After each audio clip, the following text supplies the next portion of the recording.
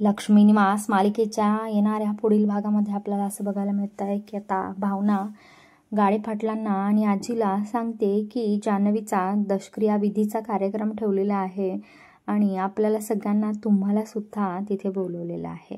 त्यानंतर आजी म्हणते की हो, आता आम्ही हे बघणारच आहोत की तुझ्या माहेरचे कसा थाटामाटात दशक्रिया विधीचा कार्यक्रम करतात, कारण की त्यांना साध्या आपल्या मुलींची लग्न करायला जमलं नाही आणि आता ते हा कार्यक्रम कसा करतील त्याच्यासाठी ते पैसे कुठून आणतील।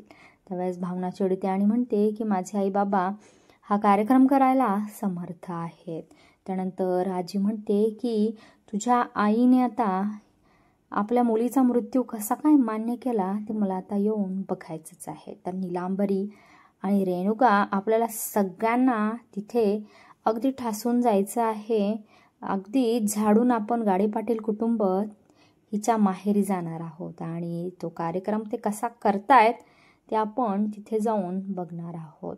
त्यानंतर मात्र भावनाला रडू आवरत नाही, त्याच्यामुळं ती तिथून धावत पळत निघून जाते। त्यानंतर सिद्धू म्हणतो की आजी, अगं प्रसंग काय आहे आणि बोलते काय आहेस, तुला काही भावना वगैरे आहेत का नाहीत।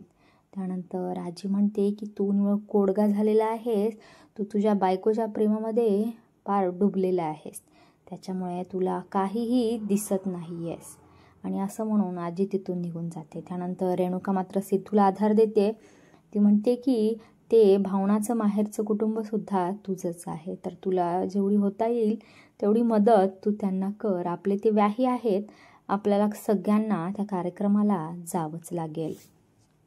त्यानंतर आता काय आजी आणि गाडेपाटील कुटुंब भावनाला घेऊन जानूच्या दशक्रिया कार्यक्रमामध्ये पोहोचतील का हे बघणं खूप रंजक ठरेल।